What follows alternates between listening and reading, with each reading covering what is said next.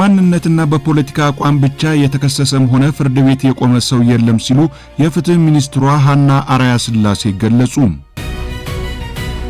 በትግራይ ክልል ሰሜን ምዕራብ ዞን ሕጻጽ ጊዜያዊ መጠለያ ጣቢያ የሚገኙ ተፈናቃዮች ላይ ያጋጠመው ረሃብ በጽንፈኛው የህወሓት ቡድን ሴራ የተፈጠረ መሆኑ ተገለጸ።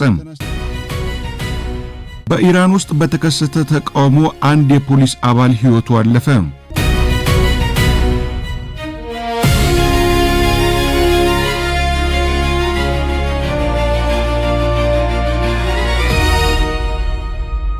ሰላም ጤና ይስጥልን ክቡራትና ክቡራን የሐሳብ ሚዲያ ወዳጆች እንደምንውላችኋል።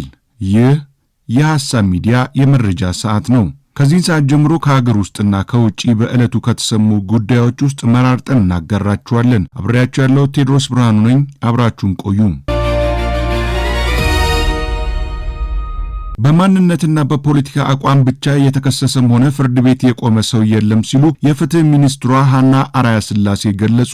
ሚኒስትሯ ለሕዝብ ተወካዮች ምክር ቤት አባላት በሰጡት ማብራሪያ ማንኛውም ሰው የፖለቲካ ግቡን ለማሳካት በህገወጥ መንገድ የሚንቀሳቀስ ከሆነ ህገ መንግስታዊ ስርዓቱን የማስጠበቅ ስራ እንደሚሰራም አስታውቀዋል። በአሁኑ ወቅት በክስ ሂደት ላይ ያሉ ጉዳዮች በሙሉ ህገ መንግስታዊ ስርዓቱን ለማስጠበቅ የሚከናወኑ መሆናቸውን ሚኒስትሯ አስረድተዋል። በክስና የክርክር ሂደቶች ላይ በመንግስት ወይም በአቃቤ ህግ ምስክር ባለመቅረቡ ምክንያት የተጓተተ ጉዳይ አለመኖሩንም አረጋግጠዋል። የሽብርና መሰል ውስብስብ ወንጀሎች ረጅም የክርክር ጊዜ ሊወስዱ እንደሚችሉ የገለጹት ሚኒስትሯ ይህም በሰነዶችና በምስክሮች ብዛት እንዲሁም በእያንዳንዱ ጭብጥ ላይ የሚሰጡ ብይኖች ምክንያት መሆኑን ጠቁመዋል። አጠቃላይ የወንጀል ምርመራና የክስ ሂደቱ በሚፈለገው የቅልጥፍና ደረጃ ላይ አለመሆኑን የገለጹት ሚኒስትሯ ሀና በቀጣይ ከፌዴራል ፖሊስና ከሚመለከታቸው አካላት ጋር በመቀናጀት የምርመራና የክስ ሂደቱ በተቀመጠለት የጊዜ ገደብ እንዲከናወን እንደሚሰራም ገልጸዋል።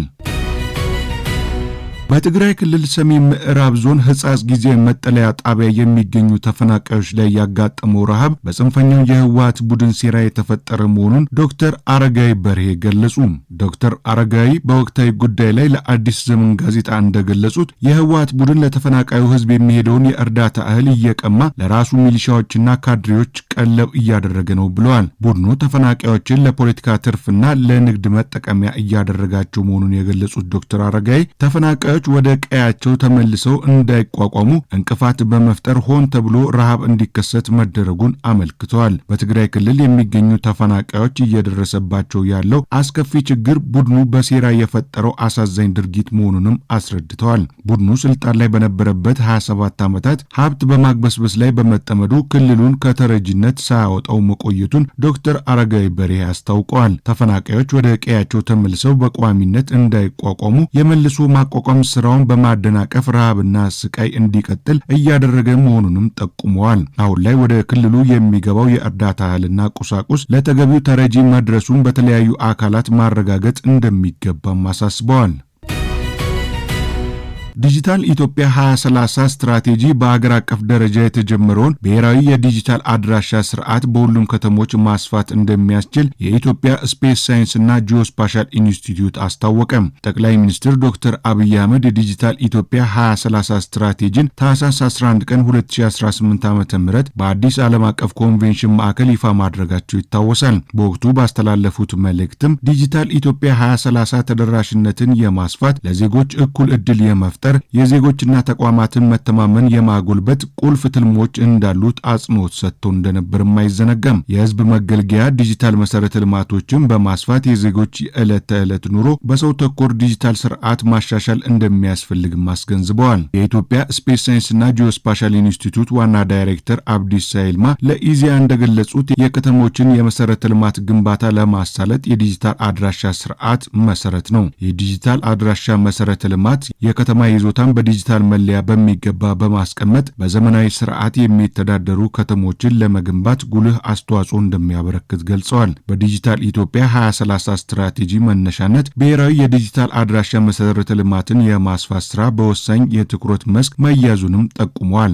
የዲጂታል አድራሻ ስርዓት በበርካታ ከተሞች በተለያየ ደረጃ በትግበራ ላይ እንደሚገኝም ዋና ዳይሬክተሩ አንስተዋል። ለዲጂታል ኢትዮጵያ 2030 ስትራቴጂ ትልሞች የብሔራዊ የዲጂታል አድራሻ አድራሻን ማስፋት በግልጽነት ላይ የተመሰረተ የአገልግሎትና የአስተዳደር ስርዓት ለመፍጠር ጉልህ ፋይዳ እንዳለው ተናግረዋል። ስትራቴጂው በአገር አቀፍ ደረጃ በከተሞች የተጀመረውን ብሔራዊ የዲጂታል አድራሻ ስርዓት በሁሉም ከተሞች ለማስፋት ከፍተኛ እገዛ እንደሚያደርግ አንስተዋል። በዲጂታል ኢትዮጵያ 2025 ስትራቴጂ የከተሞችን ሁለንተናዊ የልማት ትስስር በማሰናሰል ዘመናዊ የአገልግሎትና የአስተዳደር ስርዓት መሰረት መጣሉንም አስታውሰዋል። በቀጣይ በዲጂታል ኢትዮጵያ 2030 ስትራቴጂ የኮሙኒኬሽን መገናኛ መሰረተ ልማቶችን በራስ አቅም በማልማት ፍትሃዊ የዲጂታል አገልግሎት ተደራሽነትን ለማስፋት እንደሚሰራም አስረድተዋል።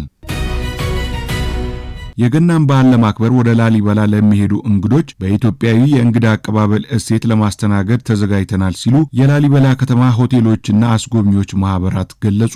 በከተማዋ የሚገኙ ሆቴሎች የውጭና የአገር ውስጥ እንግዶችን በሚመጥን መልኩ ለማስተናገድ መዘጋጀታቸውን የከተማዋ ሆቴሎች ማህበር ጸሐፊ አበበ ደምሳሽ ለኢዜአ ተናግረዋል። የተጋነነ የዋጋ ጭማሪ እንዳይኖር የሆቴሎችና የጉብኝት ቦታዎች እንግዶችን በአግባቡ ስለሚያስተናግዳቸው የሚከታተሉ የተደራጁ ወጣቶች መኖራቸውንም ጠቁመዋል። ቱሪስቶች በቆይታቸው አይረሴ ትዝታን ይዘው እንዲመለሱ በኢትዮጵያ ጨዋነት እናስተናግዳለንም ብለዋል። የአስጎብኚዎች ማህበር ሰብሳቢ አስታሉ ቀለሙ በበኩላቸው እንግዶች በከተማዋ በሚኖራቸው ቆይታ ተገቢውን አገልግሎት እንዲያገኙ የሚያስችል ስልጠና ለአስጎብኚዎች መሰጠቱንም አስታውቀዋል።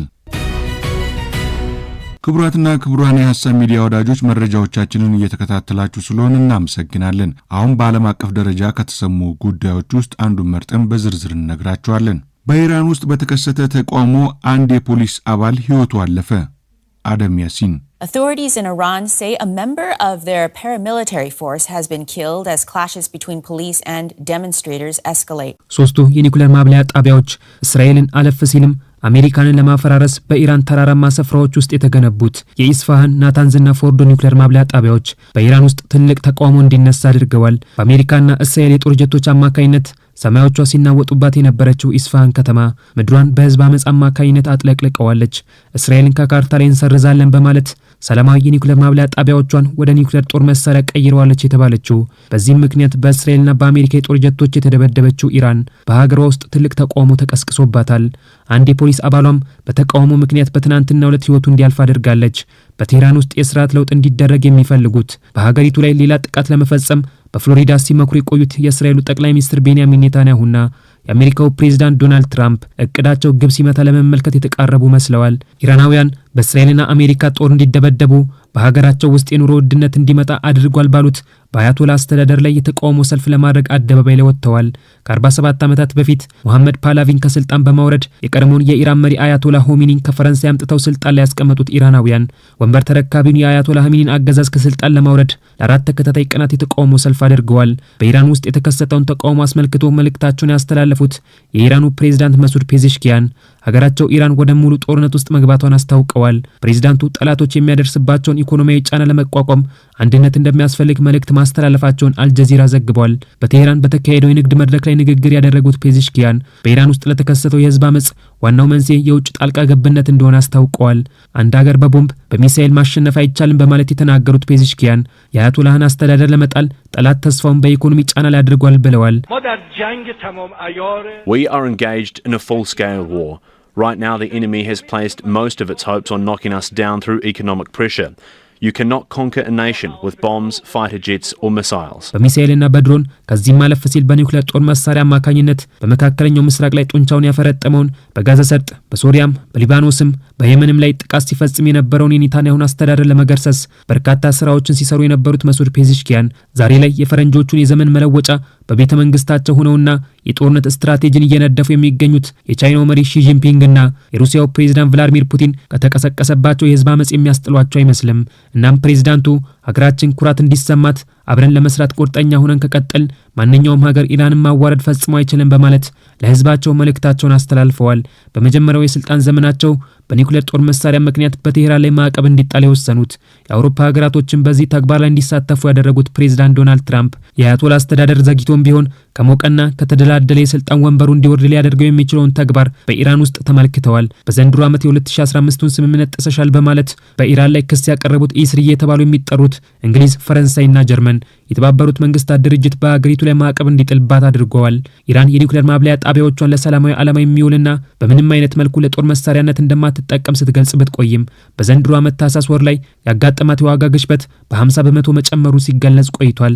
በሀገራቸው ውስጥ የተከሰተውን የኑሮ ውድነት ማስቆም የፈለጉት በኢራን ዩኒቨርሲቲ ውስጥ የሚገኙ ኢራናውያን በቴህራን፣ ኢስፋሃን፣ ያዝድ፣ ዛንጃን፣ ኩዳሽትና ፋሳ ከተሞች የተቃውሞ ሰልፍ ለማድረግ አደባባይ ላይ ወጥተው ታይተዋል። የኢራን የመንግስት ሚዲያ ያወጣውን ዘገባ ዋቢ ያደረገው አሶሺየትድ ፕሬስ በተቀሰቀሰው ህዝባዊ ሰልፍ አማካይነት አንድ የ21 ዓመት የፖሊስ አባል ህይወቱ እንዳለፈና 13 መኮንኖች መቁሰላቸውን አስታውቋል። በተቃውሞ ሰልፉ ላይ ጥቃቱን ፈጽመዋል የተባሉ 4 ግለሰቦች በቁጥጥር ስር መዋላቸውንም ይፋ አድርገዋል። ክቡራትና ክቡራን የሐሳብ ሚዲያ ወዳጆች ለዕለቱ የተሰናዱት መረጃዎቻችን እነዚህ ነበሩ። ስለሰማችሁን አመስግነናል። ሰላም ቆዩን።